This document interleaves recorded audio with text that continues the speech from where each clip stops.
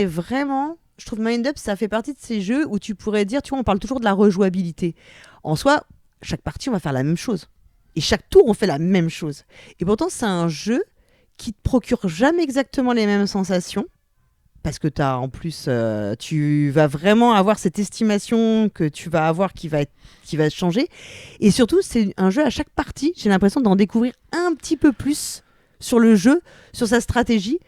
Et notamment sur le fait de reprendre ses cartes en main, que ce Oui. sont toujours les mêmes cartes. Ouais. Ça, c'est quelque chose que tu peux pas percevoir sur une première partie. Ouais. Et moi, ce que j'adore dans Mind Up, c'est le fait que comme les zones de stockage sont Aléatoire, rangées ouais. différemment, en fait, une partie où tu auras 5, 4, 3, 2, 1 en termes de points, tu vas te focaliser sur 5 Oui. et 4, donc les deux premières couleurs que tu auras Exactement. ramassées.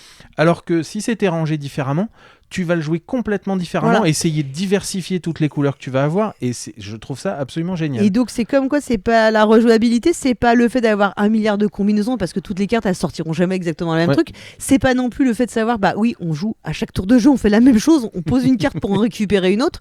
Non, la rejouabilité, elle est vraiment là-dedans, parce que chaque partie, t'as cette sensation un peu différente en fonction du scoring que tu veux aller chercher.